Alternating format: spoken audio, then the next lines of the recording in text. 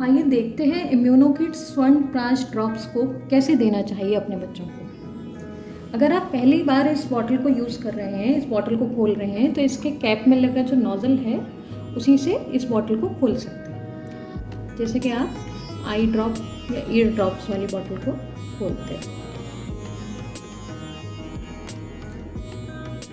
अब एक बहुत साफ़ सुथरी छोटी सी चम्मच लेंगे।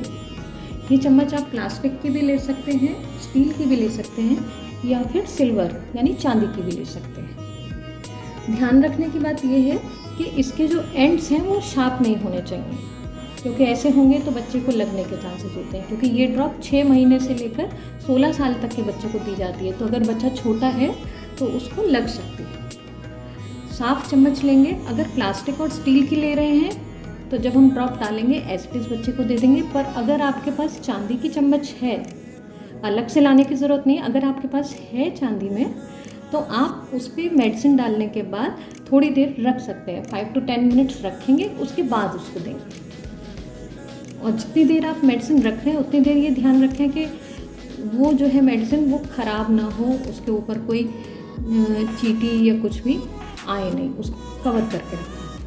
अब जब हम छोटी चम्मच में इसे लेंगे तो हमें मात्रा कितनी लेनी है? हमें मात्रा वो लेनी है जो कि हमें हमारे आयुर्वेदिक डॉक्टर ने इम्यूनोकिड्स जो प्रेस्क्राइब करते समय बताई है। जैसे मैं यहाँ पे ले रही हूँ 1, 2, 3, 4 ड्रॉप्स। अब इस मात्रा को लेने के बाद इसे हम बच्चे को देंगे। चम्मच में इस ड्रॉप को लेने के बाद 4 ड्रॉप इस स्पून पर जो ली है उसको पिलाने का सही तरीका ये है,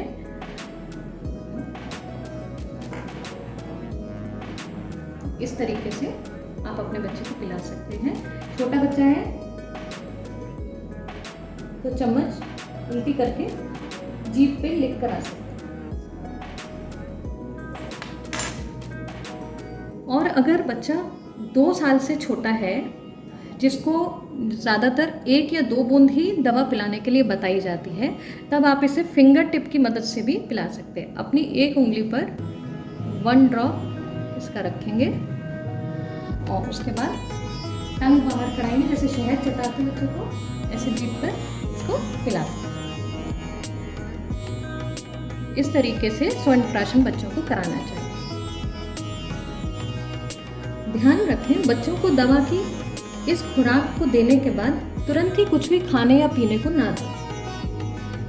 आधा घंटा बाद ही कुछ भी दें। बेहतर होगा कि बच्चा जब खेल रहा हो या किसी एक्टिविटी में व्यस्त हो उस समय आप उसे दें, ताकि बच्चे का ध्यान साथ में पानी या दूध लेने की ओर ना जाए।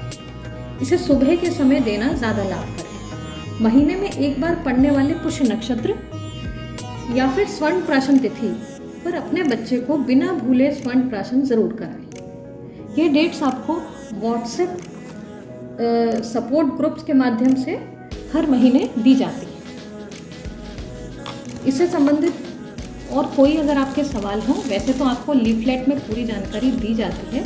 मात्रा के विषय में ज़रूर यही कहना है कि अपने डॉक्टर से सलाह लेकर ही इसकी डोज को निर्धारित करें।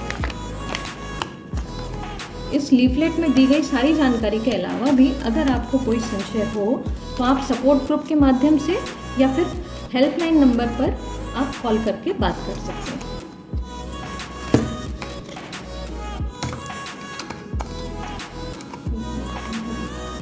दवा को पिलाने से पहले एक बार अच्छे से हिला लें, उसके बाद ही दें। दवा को फ्रीज़र में नहीं रखना है, क्योंकि इसमें शहद और गाय के घी की मात्रा होती है, तो वो जम जाएगा तो दवा बहुत अच्छे से नहीं निकल पाएगी शीशे में से। तो इसे फ्रीज़र की ज़रूरत नहीं है, इसे आप नॉर्मल टेम्परेचर पे रख सकते हैं। च्यवनप्राश बच्चों की रोग प्रतिरोधक क्षमता को भी बढ़ाता है और शारीरिक, मानसिक और बौद्धिक विकास को भी परिपूर्ण करता है।